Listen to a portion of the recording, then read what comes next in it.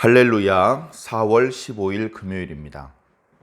요한복음 19장 23절부터 30절까지 말씀을 읽으며 은혜 나누도록 하겠습니다. 군인들이 예수를 십자가에 못 박고 그의 옷을 취하여 네 깃에 나누어 각각 한 깃씩 얻고 속옷도 취하니 이 속옷은 호지 아니하고 위로부터 통으로 짠 것이라. 군인들이 서로 말하되 이것을 찢지 말고 누가 얻나 제비 뽑자 하니 이는 성경에 그들이 내 옷을 나누고 내 옷을 제비 뽑나이다 한 것을 응하게 하려 함이로라. 군인들은 이런 일을 하고 예수의 십자가 곁에는 그 어머니와 이모와 글로바의 아내 마리아와 막달라 마리아가 섰는지라. 예수께서 자기의 어머니와 사랑하시는 제자가 곁에 서 있는 것을 보시고 자기 어머니께 말씀하시되 여자여 보소서 아들이니이다 하시고 또 그 제자에게 이르시되 보라 네 어머니라 하신대 그때부터 그 제자가 자기 집에 모시니라. 그 후에 예수께서 모든 일이 이미 이루어진 줄 아시고 성경을 응하게 하려 하사 이르시되 내가 목마르다 하시니 거기 신 포도주가 가득히 담긴 그릇이 있는지라. 사람들이 신 포도주를 적신 해면을 우슬초에 매어 예수의 입에 대니 예수께서 신 포도주를 받으신 후에 이르시되 다 이루었다 하시고 머리를 숙이니 영혼이 떠나가시니라. 아멘. 주여. 자, 예수님께서 운명하시는 장면을 담고 있는 요한복음의 한 대목을 오늘 본문 말씀으로 함께 읽었습니다. 예수님께서 죽으시는 말씀, 이 말씀은 예수님을 사랑하고 믿는 모든 사람들에게 매우 부담스럽고 매우 가슴이 이렇게 무거워지게 만드는 그런 말씀입니다. 그러나 종종 말씀드렸던 것처럼 이 과정을 생략할 수는 없습니다. 이 장면을 빼버리면 오히려 성경의 나머지 부분이 모두 허사가 되어버릴 수밖에 없는 가장 중요한 장면이라는 것을 우리가 잘 이해하고 오히려 이 부분을 소중하게 생각해야 될 줄로 믿습니다. 자, 말씀을 한번 살펴보겠습니다. 군인들이 있습니다. 로마 군인들입니다. 사형을 집행하는 것은 식민지 백성들에게 맡기지 않습니다. 자잘한 것들은 자치적으로 이렇게 훈육을 하고 야단치고 매질을 하는 정도까지는 어느 정도 하고 싶은 대로 할 수 있게 허용을 해줍니다. 그러나 죄가 커지면 사형이라고 하는 형을 집행해야 되는데 그것을 민간인들이 스스로 할 수 있도록 해주면 이것이 잘못될 수 있기 때문에 그것은 이제 허용을 하지 않고 사형에 해당되는 죄에 대해서는 로마의 관리가 재판을 하고 판단을 하도록 그렇게 해놓았습니다.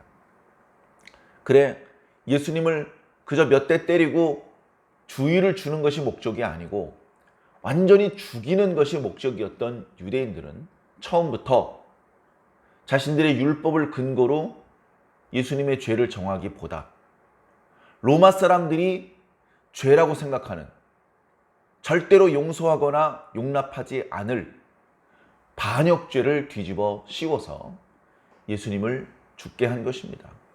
스스로 자신을 왕이라고 칭하였으니 이것이 반역이 아니고 무엇이겠느냐. 그러나 우리가 잘 아는 것처럼 예수님께서 생전에 자신을 왕이라고 칭하신 적이 없습니다. 심지어 자신을 메시아라고 칭하신 적도 없습니다. 사람들이 선지자라고 불렀을 때 그것을 금지하지 않았을 정도입니다. 그러나 자신이 마치 내가 유대인의 왕이다 라고 소리를 지르고 다녔던 것처럼 거짓 증인을 세워서 반역죄를 뒤집어 씌운 것이죠.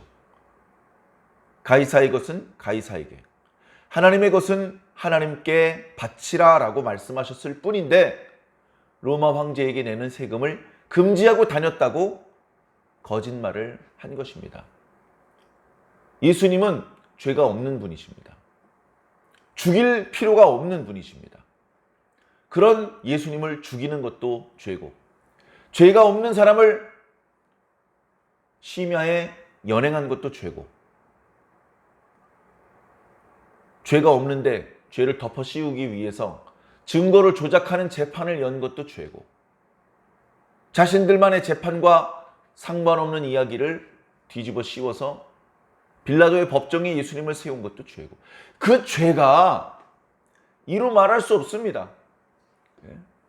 죄는 유대인들에게 있고 산헤드린 공회원들에게 있고 제사장과 사두개인 바리새인들 서기관들에게 있는데, 죄 없는 예수님께서 매를 맞으시고 수치를 당하시고 고통을 당하시다가 죽음을 당하시고 있는 이런 아이러니하고 불합리한 상황을 우리가 말씀을 대하고 있습니다. 더더군다나 우리가 사랑하는 예수님. 자, 힘들지만 말씀을 자세히 한번 살펴보겠습니다. 로마 군인들이 십자가형을 집행하고 있습니다. 십자가형을 집행하는 로마 군인들이 정확히 몇 명이다, 이런 표현은 없습니다만 오늘 말씀을 살펴보건대 4명이었구나 라는 것을 알 수 있습니다.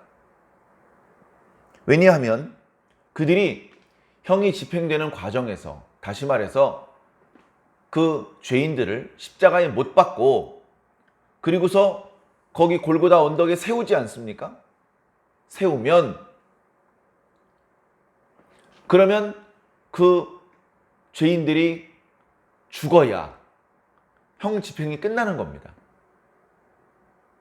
이게 엄청나게 고통스럽기는 한데 금방 죽지는 않습니다. 너무나 고통이 지독하기 때문에 오늘 말씀 뒷부분에 있는 것처럼 신포도주를 먹여서 통증을 좀 가라앉히는 자비를 베푸는 것을 허용해 줍니다. 그러나 그걸 먹는다고 해서 수명이 연장되는 것은 아닙니다. 그 다음에 너무 오랫동안 고통을 당하지 않게 하기 위해서 십자가형을 앞두고는 아주 혹독한 채찍질을 가합니다. 채찍 끝에 뼈 조각 같은 것을 매달아서 채찍질을 하면 살점이 떨어져 나오고 출혈이 심해져서 거반 죽은 상태가 되기 때문에 십자가에 못 박고 나면 금방 숨이 끊어집니다. 그렇게 하는 것이 오히려 끔찍한 고통을 오래 당하지 않게 하는 그런 자비를 베풀어 주는 것이다. 이제 그런 생각을 하기까지 했던 것입니다. 자, 그렇게 했는데도 금방 죽지 않으면 창으로 옆구리를 찌르고 오한마 같은, 조금 전에 십자가를 못 박았던 그 큰 망치로 넓적다리뼈를 부러뜨립니다. 그렇게 해서 빨리 죽을 수 있도록 도와주는 것이죠. 또는 그렇게 빨리 시체가 죽어야 로마 군인들이 퇴근할 수 있으니까 그렇게 했는데 그런 것들을 이제 허용을 해 주었습니다. 많은 유대인들이 있었지만 형을 방해하거나 간섭할 수 없었습니다. 자, 십자가에 매달은 죄인들이 숨이 끊어지기까지 기다리는 군인들은 무척 지루한 상황이었겠죠. 그들이 뭐 죄인들에 대한 연민이나 뭐 애틋함이 있겠습니까? 그저 이 귀찮은 일을 명받은 것이 짜증나고 빨리 임무가 끝나야 돌아가서 쉴 수 있는데 이게 시간이 많이 이렇게 늘어지니까 지루한 것이죠. 그러니까 이제 뭘 했냐 하면 그 죄인들의 옷을 나누어 갖는 겁니다. 죄인들의 옷을 4몫으로 나눕니다. 그래서 그걸 하나씩 가져가요. 그렇게 나눠 가져갔는데 마지막에 하나가 남았어요. 그 속옷이 남았습니다. 자, 이 유대인들의 복식에 대해서 우리가 좀 알아야 되는데요. 자, 유대인들의 의복은 크게 5종류가 있습니다. 평상시에 입는 것이. 속옷이 있고요. 겉옷이 있습니다. 겉옷이 너풀거리지 않게 점매는 띠가 있습니다. 그리고 머리에 두르는 두건, 터번이라고 하죠. 그게 있고요. 그리고 마지막으로 샌들이 있습니다. 신발. 그거 이제 나눠 갔는데 이 속옷의 경우는 이렇게 몇 헝겊을 이어 붙이지 않고 그냥 처음부터 한 통으로 짠 거예요. 오늘 말씀이 이제 그런 표현인데, 그래? 그것을 이제 나눠 가집니다. 나눠 가져서 자기들이 입겠다는 건 아니겠죠. 로마 사람들이 유대인들의 옷을 입겠습니까? 뭐 깨끗한 옷도 비싼 옷도 화려한 옷도 아니고 거기다가 채찍질 당하고 어쩌고 하면서 이미 누더기인데, 근데 그거라도 유대인들한테 팔면 다만 뭐 아이스크림 값이라도 나오니까 그걸 이제 나눠 갖는 거죠. 나눠 갖는 건데 마지막에 이제 하나가 남으니까 4명 중에서 누가 이걸 차지할 것인지 심심하니까, 정말 그것을 가지고 싶어서 값진 것이라서가 아니고 심심하니까 제비를 뽑는 겁니다. 뭐 우리식으로 말하면 뭐 가위바위보를 뭐 이렇게 생각해 볼 수 있겠죠. 야, 이거 뭐 심심한데 제비 뽑기나 한번 해볼까? 야, 그래, 심심한데 그거라도 좀 하자. 자, 이렇게 하고 있는데 자기들도 모르게 성경을 성취하고 있었던 것이죠. 이게 말씀이 이루어지는 순간에는요, 자신이 그 말씀을 이루는 주인공이란 걸 잘 못 느낄 때가 많습니다. 그 순간에는 몰라요. 어떤 땐 예수님도 나중에 아십니다. 베드로, 자기가 예수님 다 굴기 전에 3번 부인할 거 알았을까요? 1번 부인하고 2번 부인했는데도 아직도 대제사장의 뜰에서 도망가지 않았어요. 그때까지 몰랐다는 겁니다. 그리고 3번째 부인하고 아이고 안 되겠는데 일단 내빼자. 그리고 나가면서 닭 소리가 들리니까 그때 아는 거예요. 말씀이 이루어지는 순간에 모릅니다. 어쩌면 우리도 마찬가지입니다. 우리를 통해서 어떤 말씀이 이루어진다면 그 순간에는 우리가 모르는데, 정말 두려운 것은, 정말 하나님께 간절히 비는 것은, 우리를 통해서 어떤 말씀이 이루어진다면 우리가 좋은 역할을 하다가 좋은 말씀의 성취의 장면에 우리가 쓰임받기를 기도합니다. 가룟 유다처럼, 여기 로마 군인처럼 악역을 하다가 말씀의 성취의 역할을 담당한다면 얼마나 그 저주가 혹독하겠습니까? 겸손해야죠. 의인은 항상 좋은 역할만 맡는 게 아닙니다. 기도를 게을리하면 예수님의 제자들도 예수님을 부인할 수 있습니다. 우리라고 그러지 말란 보장이 어디 있습니까? 늘 겸손하고 근신하고 기도하고 깨어 있어야 합니다. 자, 그렇게 로마 군인들은 4명이서 잔인함과 그 야만적인 어떤 모습을 아주 상징하고 있습니다. 예수님의 옷을 이렇게 나누었을 정도면 예수님 뭐 입고 있을까요? 영화에 보면 이게 수치스러운 팬티처럼 헝겊으로 이렇게 그 중요한 부분을 이렇게 가리는 것처럼 해서 영화를 다 벗기는 겁니다. 옛날에 그런 팬티가 어디 있습니까? 그러니까 어떤 그 출혈 과다로 끔찍한 고통뿐 아니라 말도 못할 수치를 당하고 죽는 겁니다. 예수님의 고난에 육체적인 고통만 말하면 안 돼요. 뺨을 맞고 침을 뱉음을 당하고 욕을 듣는 것뿐 아니라 홀랑 벗겨진 부끄러움, 많은 사람들 앞에서 철저히 무력하게 무장해제를 당하고 완전히 그 자존감이 무너지고 그런 순환을 당하신 겁니다. 예수님 앞에 가장 잔인하고 야만스러운 모습을 보여주었던 4명의 로마 군인 옆에는 그 누구보다도 예수님을 사랑했던 4명의 여인이 소개되고 있습니다. 예수님의 모친 마리아, 예수님의 이모, 예수님의 모친 마리아가요, 제사장 가문이잖아요. 제사장 가문. 예수님의 부친 요셉은 유다 지파 사람이었지만 마리아는 제사장 가문이란 말이에요. 이모도 제사장 가문이죠. 그리고 글로바의 아내 마리아.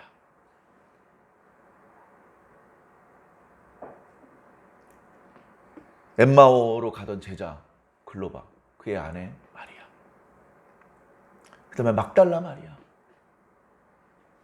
뭘 한 게 아니에요. 그냥 제자들이 다 예수님 버리고 도망갈 때 유일하게 요한만 그 자리에 있었고, 그리고 수없이 많은 여인들 중에 이 4명의 여인이 차마 주님을 버리고 떠나지 못하고 그 곁을 지킵니다. 나중에 나타나지만 예수님께서 무덤에 안장되실 때도 이 여인들이 그 모습을 지켜보았고, 안식 후 첫날 향품을 준비해서 그 무덤을 찾았던 여인들도 바로 이런 여인들이었습니다.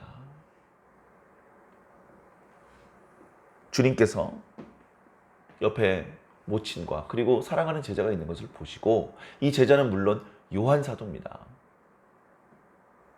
요한에게는 너희 어머니야, 어머니 이제부터 저 친구가 아들입니다. 그렇게 자기의 모친을 제자에게 부탁을 합니다. 그 뜻을 헤아리고 요한이 그때부터 예수님의 모친 마리아를 자기 어머니처럼 자기 집으로 모셔서 섬겼죠. 그리고서 하나님께서 자신을 통해서 이루기 원하시는 뜻이 다 이루어졌다는 것을 깨닫고 내가 목마르다라고 말합니다. 그것조차 시편의 한 말씀을 성취시키기 위한 그런 말씀이셨습니다. 그리고서 그 포도주를 맛보신 이후에 다 이루었도다. 하나님께서 나에게 부탁하신 하나님의 큰 그림, 인간이 타락을 해서 에덴 동산에서 쫓겨났지만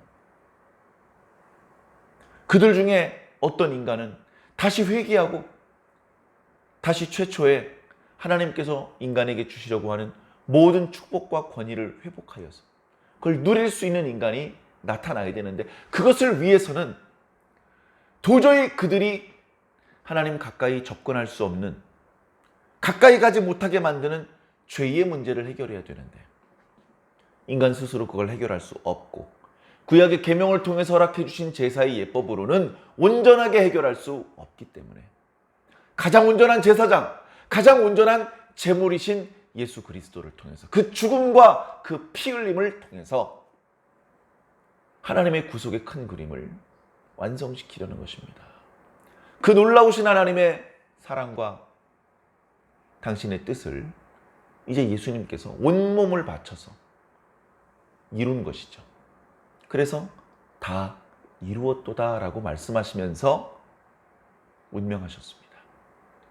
머리를 떨구셨고 그의 영혼이 떠나가셨다고 했는데, 원문을 보면 그의 영혼을 넘겨주셨다라고 그렇게 표현되고 있습니다. 다시 말해서 당신의 영혼을 하나님께 다시 넘겨드렸다. 그 누가, 마귀가, 또 다른 어떤 악한 존재가 터치하고 함부로 훼손하고 그럴 수 없습니다. 하나님께서 그의 영혼을 맡아두셨다. 그렇게 말씀하고 있습니다. 예수님은 거룩하신 존재인데, 성부, 성자, 성령 중에 한 분인데 몸이 있고 영혼이 따로 있냐? 당연히 있죠. 우리와 똑같은 인간으로 오셨단 말이에요. 우리와 똑같은 인간으로. 조금도 특별한 구석이 없게 오셨단 말이에요. 사랑하는 성도 여러분, 예수님께서 죽으신 것은 그만한 잘못한 게 있어서 죽으신 게 아닙니다. 우리를 위해서 죽어주신 것입니다. 그 고통은 어차피 조금 있으면 다시 살아날 짜고 치는 고스톱, 자작극, 이런 망극한 표현으로 폄하하면 안 됩니다. 예수님께서 당하신 고통은 인간이 느끼는 모든 고통을 다 느끼신 거예요. 끔찍한 고통을 느끼신 겁니다. 다시 살아날지 말지 죽어야 되는 예수님은 모르는 거예요. 하나님께서 살려주신 것입니다. 이 놀라운 주님의 사랑의 사건 앞에 함부로 입방아를 찧으면 하나님께서 용서하지 않으실 것입니다. 우리는 그 앞에 겸손히 엎드리며 우리의 죄를 자백하고 회개하고 주님의 죽으심이 헛되지 않게 정말 멋있게 신앙생활하고 사회생활하고 정말 하나님께서 바라시는 그런 모습의 그런 방법의 삶을 살아야 될 줄로 믿습니다. 교회들마다 예수님께서 돌아가신 이날 정확한 날짜를 알 수는 없지만 안식일 전날에 돌아가셨고 안식일 후에 첫 번째 날에 부활하셨기 때문에 과거 유대인들의 안식일이 오늘날 요일로 말하면 토요일이었기 때문에 금요일날 운명하셨다. 그리고 주일날 부활하셨다. 그래서 주님께서 부활하신 날을 주일이라고 우리가 부르고 그리고 고난주간 금요일을 성금요일로 부르는 것입니다. 거룩한 금요일. 주님께서 죽으신 날 강단을 검은색으로 장식합니다. 1년에 딱 하루.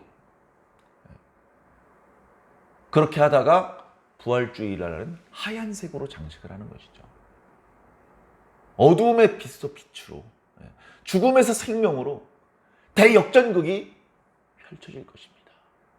그러나 그때까지는 우리가 자중하고 절제하고 겸손한 마음으로 부활의 아침을 준비해야 될 줄로 믿습니다. 사랑하는 성도 여러분, 두려워하지 마십시오. 여러분들에게 주님께서 좋은 것으로 입혀주시고 복 주실 줄로 믿습니다. 겸손히 주님의 선하신 손길을 기다리시면서 우리가 할 수 있는 최선을 다해 주시기를 주님 이름으로 간절히 부탁을 드립니다.